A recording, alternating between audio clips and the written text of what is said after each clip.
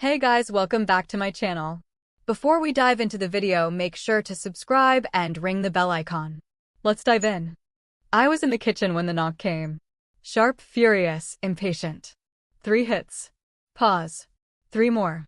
I didn't move. I just wiped my hands. Slow, deliberate, watching the condensation trail down my glass of bourbon. Then came the voice, loud, trembling with rage.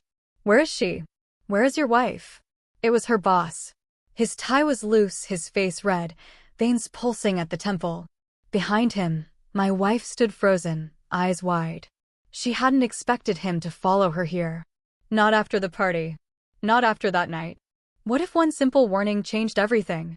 He pointed at me, spitting out the words, "The company, your lawyer just called me." What the hell did you make him do? I tilted my head. Make him? No, I simply followed through. Back then, she was my quiet constant. A woman who used to sit cross-legged on the kitchen counter while I cooked, humming Sinatra under her breath. We were good. The kind of good that makes you believe life owes you nothing more. When she got the new job, I was proud. The company dinners, the late nights, I supported it. I told myself she was building something. We were building something, but it started small. A different perfume. A silence after her phone buzzed. A laugh she didn't mean for me to hear. Then one night, her phone lit up on the nightstand. Can't wait to see you again. Same place. His name was in her favorites list. Her boss. I didn't confront her. I just watched, collected, listened. But what happens when trust turns into a trap? When her birthday came around, I tested her. A line in the sand. I said, calm and clear. If you invite your boss to your birthday, I'm out. She smiled, kissed my cheek, and said I was overreacting. The night of the party, she sent me a photo. A long table, fairy lights, her hand on his shoulder, a tiny tag on his plate. My most special guest. I didn't reply. I didn't even show up. That night, I didn't sleep. I went to the study and opened the folder I'd been building for months. Screenshots, emails, recorded calls, even a few late-night videos from the restaurant they thought was private enough. I'm not a violent man, but I understand leverage. And in their world, corporate, careful, reputational, leverage is everything. I called my lawyer the next morning. We drafted a motion. Neat and lethal. Not against her, against him. A whistleblower claim, workplace harassment, coercion, misuse of company funds for personal entertainment.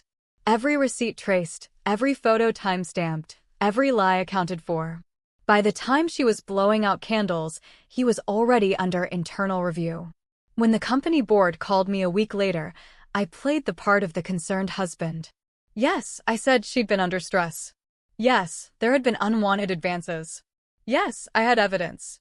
They thanked me for my integrity, promised to handle it discreetly. They did. They always do. He was suspended, then quietly removed. And when they asked for a signed statement, I made sure hers was the one attached. She'd emailed it to him weeks before. Half flirty, half damning. All I had to do was change the context. So when he burst into our house tonight, shaking, shouting that his lawyer just called, I finally stood up. You should go, I told her. Her voice cracked. What did you do, Mark? I warned you, I said.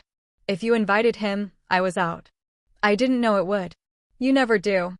He lunged forward, but I stepped between them. Calm, steady, leave, I said, before this gets worse for you. He stared at me, the realization dawning slow and bitter. Then he turned to her. You think he did this for you? He did it to you? She flinched. He stormed out. When the door shut, silence filled the room. She sank onto the couch, trembling. I poured another drink. You destroyed him, she whispered. No, I said. He destroyed himself. You just handed him the match. Her eyes met mine, wide, guilty, broken. You planned this for a long time. You just gave me the perfect occasion. I left that night, took only what mattered. By morning, she'd be getting the divorce papers already signed, time-stamped the day before her party. I didn't leave a note. Didn't need to. The world would know her boss was gone. Her job compromised, her reputation stained by association. And I'd be gone too. Silent, clean, free.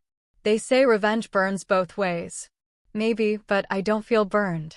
I feel finished because I kept my word. I told her what would happen. And when she crossed the line, I didn't yell. I didn't cry. I simply did what I said I would. I walked out and I let the fire follow her home.